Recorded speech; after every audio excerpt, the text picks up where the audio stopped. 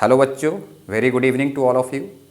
मेरा नाम है मुकेश शर्मा और आज मैं आपको फोटोसिंथेसिस इन हायर प्लांट जो टॉपिक है उसको स्टार्ट करेंगे। तो चलिए शुरू करते हैं फोटोसिंथेसिस। आइए हम लोग पढ़ेंगे फोटोसिंथेसिस। और ये फोटोसिंथेसिस जो चैप्टर है हमारा वो हम हायर प्लांट के रिस्पेक्ट में पढ़ेंगे, क्योंकि हमारा चैप्टर का नाम ही है फोटोसिंथेसिस इन हायर प्लांट। तो बेटा फोटोसिंथेसिस का मतलब क्या होता है? फोटोसिंथेसिस का मतलब होता है प्लांट के अंदर में ग्लूकोज का बनना, है ना। तो formation of glucose, formation of glucose. अब ये ग्लूकोज कैसे बनेगा इसी को हम इस चैप्टर में समझेंगे। जब भी प्लांट ग्लूकोज बनाता है तो बेटा साथ में एक बाई प्रोडक्ट बनाता है जिसे हम ऑक्सीजन बोलते हैं, और इस ऑक्सीजन को प्लांट रिलीज कर देता है और इसी ऑक्सीजन के वजह से हम लोग रेस्पायरेशन कर रहे हैं। आप जानते हो कि ऑक्सीजन हमारे लिए कितना इंपॉर्टेंट है। मैं आपको ग्लूकोज बताऊं, ग्लूकोज बनने की प्रोसेस पूरी एक्सप्लेन करूं, इससे पहले इस चैप्टर में हमें कुछ साइंटिस्ट के कंट्रीब्यूशन बताए गए हैं और हम उस कंट्रीब्यूशन को सीखेंगे। बहुत सारे साइंटिस्ट हैं, लेकिन 6-7 वैज्ञानिकों का नाम हम बहुत अच्छे तरीके से समझेंगे। उनका क्या कंट्रीब्यूशन है, उनका क्या एक्सपेरिमेंट है, उस बात को हम अच्छे तरीके से आपको समझाएंगे। फिलहाल एक चीज समझिए, आपने बेसिक एक रिएक्शन पढ़ा होगा 6CO2 + 12H2O। ये बनाता है बेटा C6H12O6। यही है ग्लूकोज का फार्मूला, आप जानते हो। प्लस इसके साथ 6O2 रिलीज होगा और साथ में 6H2O। ये रिएक्शन है बेटा, ये रिएक्शन चलेगा in the presence of light, ठीक है। इसके लिए क्लोरोफिल पिगमेंट भी चाहिए, और यही रिएक्शन पूरा फोटोसिंथेसिस का आपका रिएक्शन है, जो कि आप ऑलरेडी जानते हो। बेटा यहां पे क्या होता है कि जो ऑक्सीजन है ये वाटर से रिलीज होता है। यहां जो ऑक्सीजन निकला है वो वाटर से निकला है, और वाटर अपना हाइड्रोजन को छोड़ा और ऑक्सीजन में कन्वर्ट हुआ। इसका मतलब वाटर अपने हाइड्रोजन को छोड़ चुका है, लॉस ऑफ हाइड्रोजन हुआ है। इस रिएक्शन को हम बोलेंगे ऑक्सीडेशन, ठीक है। अब ये हाइड्रोजन कहां गया? कार्बन के पास गया है, लेकिन डायरेक्टली नहीं गया है। कार्बन पहले स्ट्रोमा से हाइड्रोजन को इस्तेमाल करता है और उसके बाद ये हाइड्रोजन कहीं ना कहीं स्ट्रोमा में जाकर के फुलफिल करता है उस रिक्वायरमेंट को। तो मैं कह सकता हूं कि कार्बन के पास हाइड्रोजन आएगा और ये कन्वर्ट हो जाएगा ग्लूकोज में। ये कन्वर्ट हो गया ग्लूकोज में। तो कार्बन का क्या हुआ? रिडक्शन हुआ है। अब हमें ये बताइए कि फोटोसिंथेसिस की जो प्रोसेस है वो ऑक्सीडेशन है कि रिडक्शन है? तो आप सभी लोग बोलोगे फोटोसिंथेसिस में दोनों प्रोसेस हो रही है, ऑक्सीडेशन भी हो रही है और रिडक्शन भी हो रही है। इसलिए फोटोसिंथेसिस का जो प्रोसेस है वो एक प्रकार का रिडॉक्स रिएक्शन है।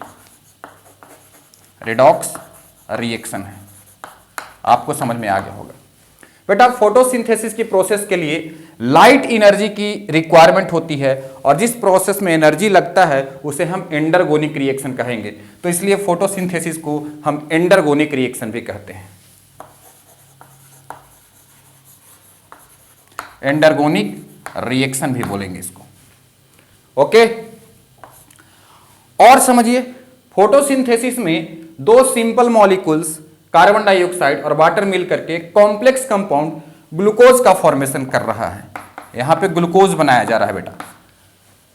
तो जब सिंपल मॉलिक्यूल्स से कॉम्प्लेक्स मॉलिक्यूल का फॉर्मेशन होता है तो इसे हम एनाबोलिक रिएक्शन कहते हैं। इसका मतलब हम फोटोसिंथेसिस को एनाबोलिक प्रोसेस कहेंगे, एनाबोलिक प्रोसेस कहेंगे।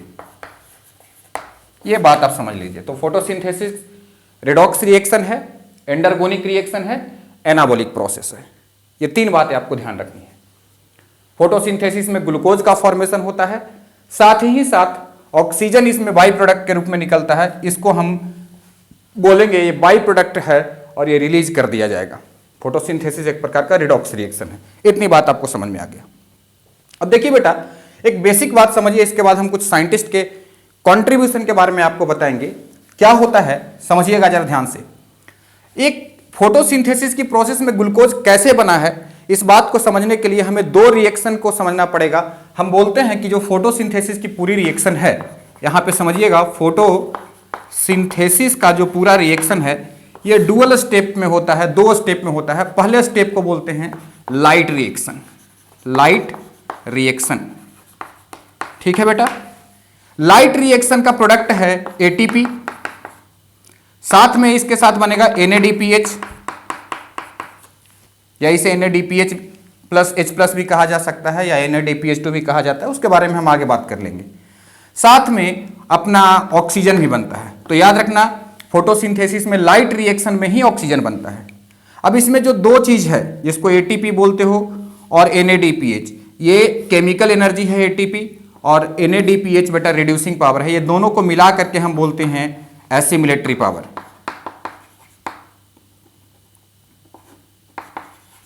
एसिमिलेटरी पावर बोलते हैं, और यही एसिमिलेटरी पावर का इस्तेमाल किया जाता है डार्क रिएक्शन में। तो सेकंड स्टेप बेटा अपना होगा dark reaction, dark reaction, okay.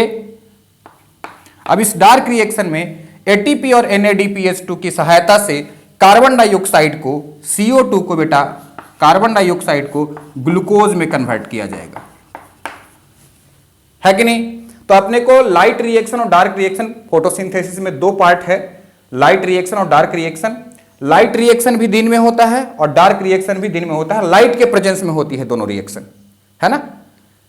Light होना चाहिए, रात में भी करवा सकते हो पर लाइट होना जरूरी है। डार्क रिएक्शन का मतलब ऐसा नहीं है कि ये डार्क में होगा। फिर बोले हुए डार्क रिएक्शन क्यों इसका नाम लिखा गया, तो एनसीईआरटी ने साफ साफ लिखा है कि एक प्रकार का मिसनोमर है, एक गलत तरीके से नाम रख दिया गया है डार्क रिएक्शन। इसको लाइट इंडिपेंडेंट रिएक्शन कहेंगे तो ज्यादा अच्छा रहेगा। Dark reaction is actually light independent reaction.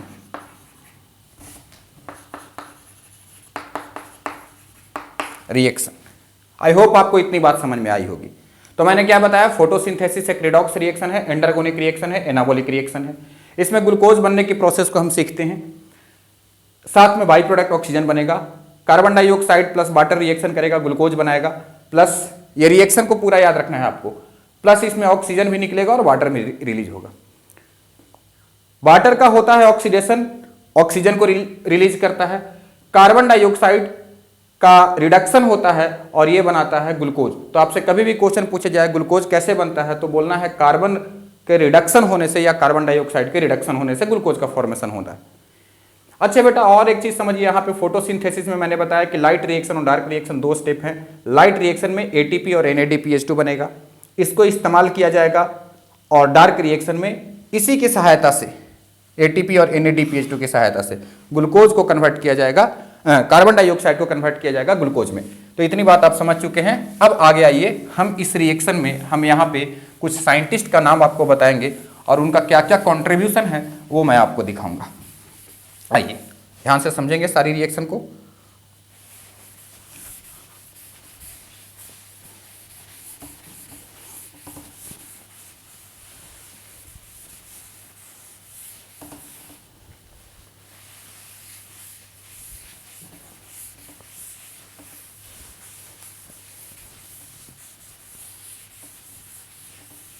चलिए अब हम बात करते हैं, सबसे पहले यहां पे कुछ साइंटिस्ट है, उसमें बेटा सबसे पहला जो हमारा एक्सपेरिमेंट आ रहा है, कुछ एक्सपेरिमेंट हम पढ़ेंगे। पहला एक्सपेरिमेंट है हमारा moles half leaf experiment.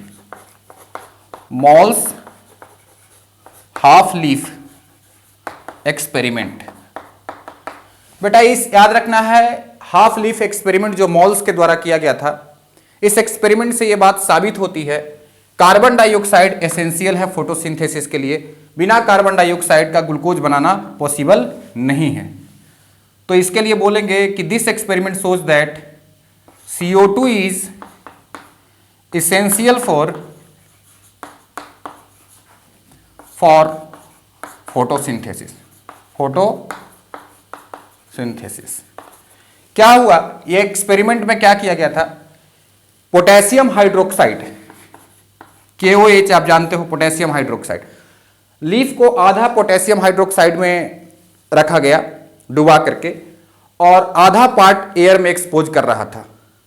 Light के प्रेजेंस में जब ये सेटअप को रखा गया तो जिधर KOH था उतने दूर में ग्लूकोज नहीं बना और स्टार्च टेस्ट निगेटिव आ गया था, और जहां पे एक्सपोज एरिया था, जहां पे KOH नहीं था, उस पार्ट में लीफ के उस पार्ट में क्या हुआ था बेटा, ये बना था आपका स्टार्च बना था। तो वो एक्सपेरिमेंट आपके मॉड्यूल में दिया गया है, आप उस एक्सपेरिमेंट को एक बार जरूर देखिएगा। आपसे क्वेश्चन पूछा जाएगा Cr2 is essential for photosynthesis, आपको याद रखना है हाफ लीफ या मॉल्स एक्सपेरिमेंट। दूसरा एक्सपेरिमेंट आइए, सबसे इंपॉर्टेंट है, एनसीईआरटी में दिया गया है, इसको हम लोग बोलते हैं बेटा बेल जार एक्सपेरिमेंट।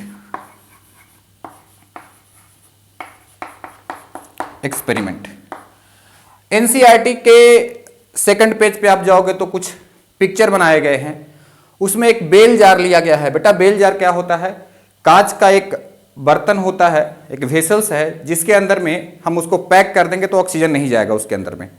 तो उसके अंदर में एक एक्सपेरिमेंट किया गया जिसमें आप देखो वहां एनसीईआरटी में पहली एक्सपेरिमेंट में एक बेल जार लिया गया है, उस बेल जार में एक चूहे को रखा गया, मिंट का प्लांट है और एक बर्निंग कैंडल है, और कैंडल भी जल रहा है, चूहा भी जिंदा है और प्लांट भी मतलब सरवाइव कर रहा है, यानी वो तीनों को एक साथ रखेंगे।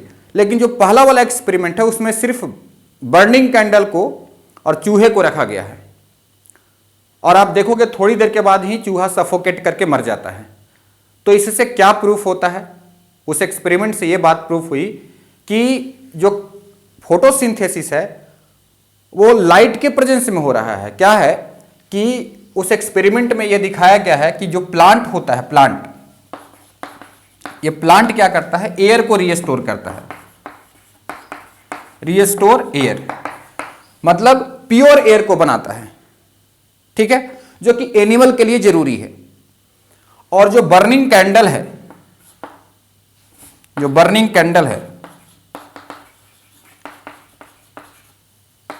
एंड ब्रीदिंग एनिमल जो है यानी breathing mouse,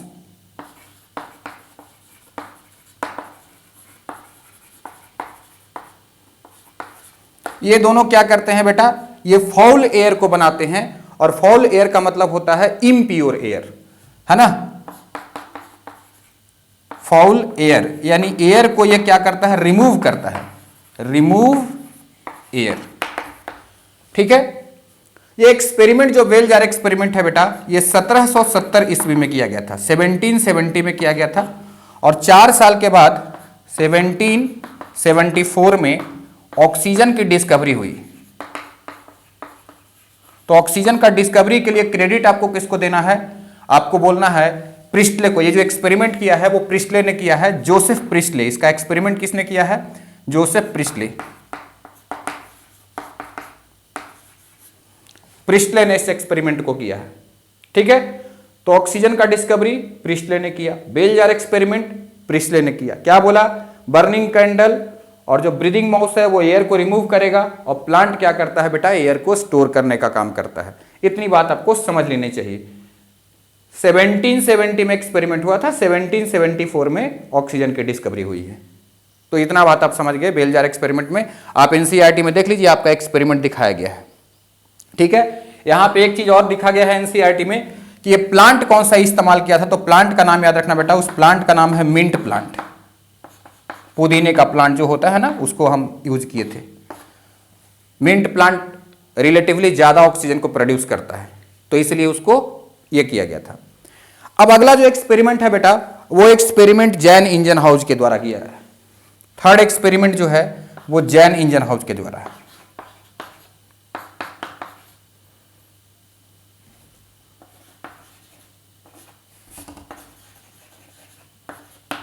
Jain engine house ने जो एक्सपेरिमेंट किया है वो वही सेम एक्सपेरिमेंट है जो प्रिस्टले ने किया था।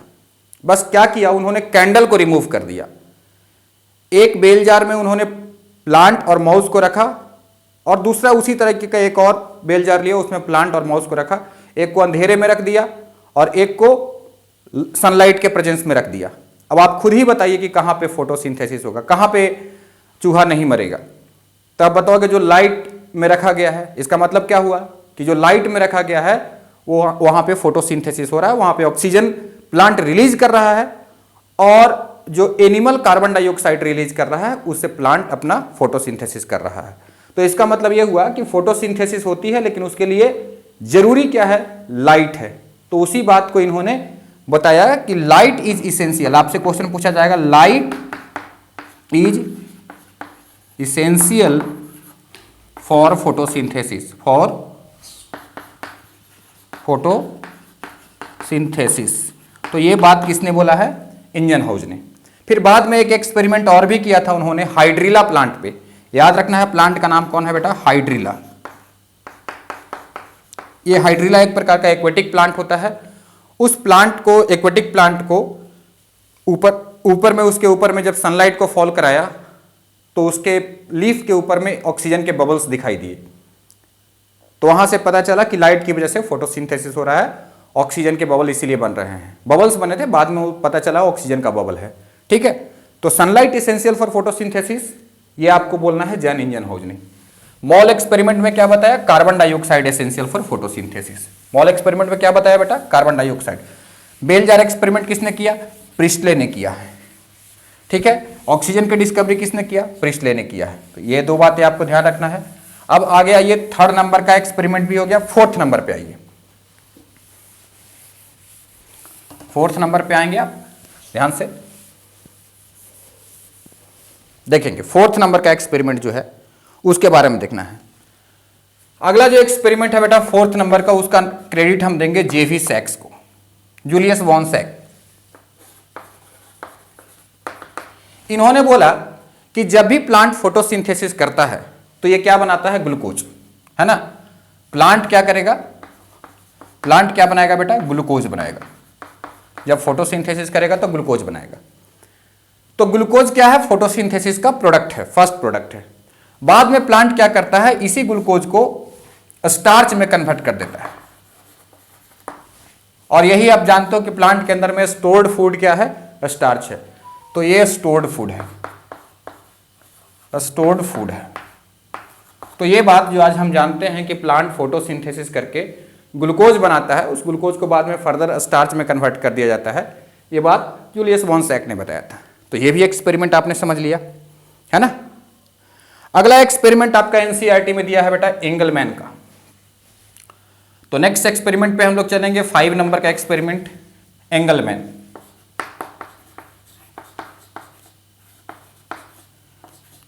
अब एंगलमैन का एक्सपेरिमेंट को सीखिए, समझिए एंगलमैन का एक्सपेरिमेंट क्या है। इन्होंने पहली बात तो एक्सपेरिमेंट करने के लिए एक ग्रीन एल्गी इस्तेमाल किया, ग्रीन एल्गी इस्तेमाल किया। और उस ग्रीन एल्गी का नाम है क्लैडोफोरा। क्या नाम है बेटा, क्लैडोफोरा। इन्होंने कौन से एल्गी इस्तेमाल किया, ग्रीन एल्गी। ग्रीन एल्गी का नाम है क्लैडोफोरा।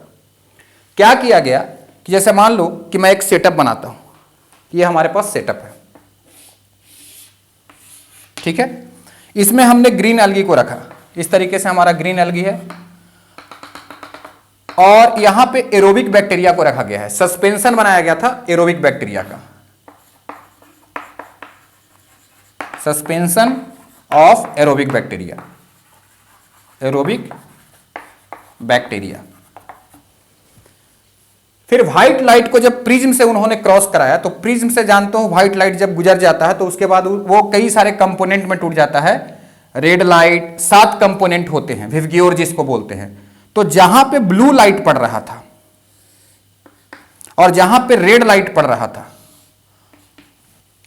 जब प्रिज्म से गुजरने के बाद लाइट को आप स्प्लिट कराओगे तो जहां पे ब्लू लाइट पड़ रहा है वहां पे उन्होंने देखा बैक्टीरिया बहुत ज्यादा एक्यूमुलेट हो रहा है, एरोबिक बैक्टीरिया। जहां पे रेड लाइट है यहां पे भी बैक्टीरिया बहुत ज्यादा एक्यूमुलेट हो रहा है, ठीक है। तो इससे क्या साबित हो रहा है कि रेड लाइट और ब्लू लाइट में फोटोसिंथेसिस ज्यादा हो रहा है, क्योंकि जब ज्यादा होगा तभी ऑक्सीजन रिलीज होगा ज्यादा और तभी एरोबिक बैक्टीरिया ज्यादा ग्रो करेगा। ग्रीन लाइट में सबसे कम होता है। तो ये बात याद रखना है। यहां से क्या कंक्लूजन आया, ग्रीन लाइट में तो मिनिमम होता है, यहां पे मिनिमम फोटोसिंथेसिस, मिनिमम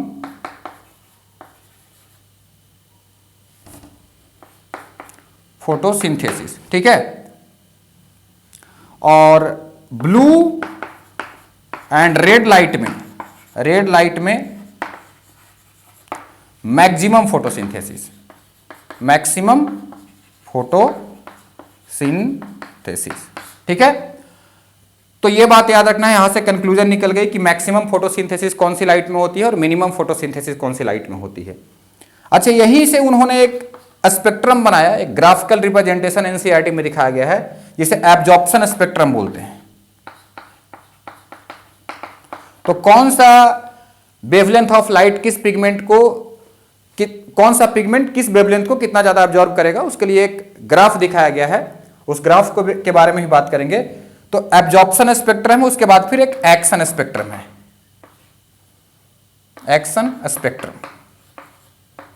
तो ये जो एब्जॉर्प्शन स्पेक्ट्रम और एक्शन स्पेक्ट्रम है, इन्होंने ही बनाया था इसी एक्सपेरिमेंट के द्वारा। एल्गी का नाम याद रखना है क्लैडोफोरा। मैक्सिमम फोटोसिंथेसिस ब्लू और रेड, और बोलेगा ब्लू और रेड में भी कंपेयर करना है तो रेड लाइट में ज्यादा फोटोसिंथेसिस होगा। बोलेगा रेड लाइट भी ऑप्शन दिया है, ब्लू लाइट भी ऑप्शन दिया है, और व्हाइट लाइट भी, तो व्हाइट लाइट पे बोलेंगे। व्हाइट लाइट में सात कलर का लाइट होता है, तो उसमें सबसे ज्यादा होता है, उससे कम रेड लाइट में, और उससे भी कम ब्लू लाइट में, और सबसे कम किस में होता है, ग्रीन लाइट में। ठीक है, रेड लाइट में आप देखोगे एब्जॉर्प्शन स्पेक्ट्रम जो बनाया गया उसमें रेड लाइट में कम एब्जॉर्प्शन हो रहा है, पिक ऊपर ज्यादा नहीं गया है, लेकिन रेड लाइट की इफिशियंसी ज्यादा होती है, इसलिए रेड लाइट में फोटोसिंथेसिस ज्यादा होता है। ब्लू लाइट में एब्जॉर्प्शन स्पेक्ट्रम ऊपर दिखाया गया है। तो ये स्पेक्ट्रम के बारे में बात हो गई बेटा। आगे चलेंगे हम लोग, 5 नंबर का एक्सपेरिमेंट हो गया, 6 नंबर के एक्सपेरिमेंट पे आ जाते हैं हम लोग। तो 6 नंबर का जो एक्सपेरिमेंट है अपना, वो देख लीजिए, वैन नील का एक्सपेरिमेंट है। 6 नंबर का एक्सपेरिमेंट आप देखेंगे, वैन नील का एक्सपेरिमेंट है।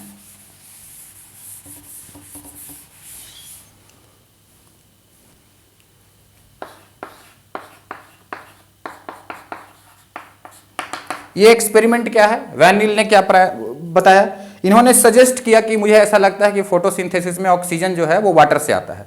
तो ही सजेस्टेड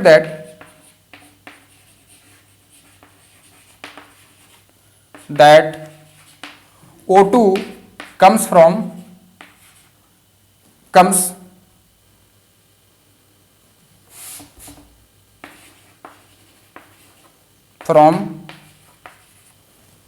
कहां से, वाटर से। देखो फोटोसिंथेसिस में वाटर भी यूज हो रहा है, कार्बन डाइऑक्साइड भी यूज हो रहा है, पर कहां से आ रहा है, ऑक्सीजन से आ रहा है, वाटर से आ रहा है ऑक्सीजन। ये बात इन्होंने सजेस्ट किया। कैसे सजेस्ट किया, देखो एक सल्फर बैक्टीरिया होता है, ये माइक्रोबायोलॉजिस्ट थे, इन्होंने सल्फर बैक्टीरिया पे प्रयोग किया था। पर्पल सल्फर और ग्रीन सल्फर बैक्टीरिया होता है, तो उसमें जो रिएक्शन होता है उसमें सल्फर होता है। जैसे कि मैं 6CO2 प्लस 12H2S अगर लिखता हूं तो बनेगा क्या, C6H12O6 प्लस 12 सल्फर यहां पे बनेगा और प्लस 6H2 बनेगा। वहां पे क्या बन रहा था, 6O2 मतलब 12 ऑक्सीजन के एटम। तो इस एक्सपेरिमेंट से उनको पता चला यहां पे सल्फर बन रहा है और वहां पे क्या है, हायर प्लांट में क्या है, ऑक्सीजन बनता है। तो इन्होंने सजेस्ट कर दिया। अब इसी बात को प्रूफ करने के लिए 2 साइंटिस्ट आए जिनका नाम था रूबेन और कामिन, उन्होंने रेडियो एक्टिविटी से इस बात को प्रूफ कर दिया। आगे आ जाओ। तो आगे देखो, अगला एक्सपेरिमेंट है रूबेन एंड कामिन। ये ऑक्सीजन का 18 वाला आइसोटोप इस्तेमाल किया। 18 क्या को बोलते हैं, हेवी आइसोटोप, हेवी आइसोटोप। अब याद रखना, हेवी आइसोटोप बोला हूं, रेडियो एक्टिव आइसोटोप नहीं बोला हूं, ये नॉन रेडियो एक्टिव होता है। और O18 जो है वो नॉन रेडियो एक्टिव है, हैवी आइसोटोप है, रेडियो एक्टिव नहीं है, याद रखना है आपको। ठीक है, तो रिएक्शन क्या होता है, 6CO2 प्लस 12H2O बनाएगा C6H12O6 plus 6O2 plus 6H2O। अब यहां पे मैं ऑक्सीजन को 18 वाला रखता हूं, यहां पे जो वाटर में ऑक्सीजन डाला है, तो यहां पे क्या है, 18 वाला ऑक्सीजन हमें रिलीज हो रहा है। तो इससे क्या प्रूफ हो रहा है, नॉर्मल ऑक्सीजन 16 वाला होता है, वो ऑक्सीजन यहां पे नहीं आया, वो इधर मिलेगा, इधर नहीं मिलेगा। दूसरी बात उन्होंने और किया, जब इसको 18 किया तो यहां पे 18 ऑक्सीजन नहीं मिला, यहां 16 मिला। तो इस बात से, रेडियो एक्टिविटी से इन्होंने प्रूफ कर दिया कि फोटोसिंथेसिस जो है उसमें ऑक्सीजन कहां से आता है, वाटर से आता है। यह बात 100% प्रूफ हो गई। ठीक है, तो ये बात आप समझ गए। अब उसके बाद फिर बेटा हम बात करेंगे कि फोटोसिंथेसिस कहाँ होता है। तो आप जानते हो फोटोसिंथेसिस जो है वो क्लोरोप्लास्ट में होता है। एक ऑर्गन होता है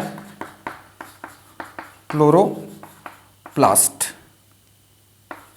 तो क्लोरोप्लास्ट में जो ग्रेना वाला पार्ट है वहां पे क्या होता है, लाइट रिएक्शन। लाइट रिएक्शन जो मेम्ब्रेन है, ग्रेना का मेम्ब्रेन होता है ना, थाइलाकॉइड मेम्ब्रेन, वहां लाइट रिएक्शन होगा। और जो फ्लूइड होता है ना क्लोरोप्लास्ट में, जिसको हम स्ट्रोमा बोलते हैं, वहां पे क्या होता है बेटा, डार्क रिएक्शन होता है। डार्क रिएक्शन होता है, मतलब ग्लूकोज बनने की काम जो है वो डार्क रिएक्शन में चलेगा। ठीक है, तो आगे का वीडियो, जो नेक्स्ट वीडियो पार्ट जाएगा, उसमें हम लोग लाइट रिएक्शन और डार्क रिएक्शन के बारे में बात करेंगे। क्लोरोप्लास्ट के बारे में ऑलरेडी जानते हो, थोड़ा सा बेसिक बता देंगे उसके बारे में, और लाइट रिएक्शन और डार्क रिएक्शन पे हम लोग बात करेंगे। यहाँ पे इस चैप्टर में 3 पिगमेंट के बारे में बेसिकली बात किया जाएगा, कैरोटीनॉइड, क्लोरोफिल ए और क्लोरोफिल बी के बारे में। पिगमेंट के बारे में भी थोड़ा बात कर लेंगे हम। जो क्लोरोफिल ए और बी है, सी है, डी है, ई है, तो बहुत सारे 5 तरह के क्लोरोफिल होता है, लेकिन वो ए और बी इधर है हायर प्लांट में, बाकी सब लोअर प्लांट में होते हैं, एल्गी, ब्रायोफाइट वगैरह में होते हैं। तो चलिए बात करेंगे नेक्स्ट वीडियो में आगे का टॉपिक। जुड़े रहिए हमसे, चैनल को सब्सक्राइब कर लीजिए ताकि नेक्स्ट वीडियो का अपडेट आपके तक पहुंच जाए। Thank you for watching my video. धन्यवाद।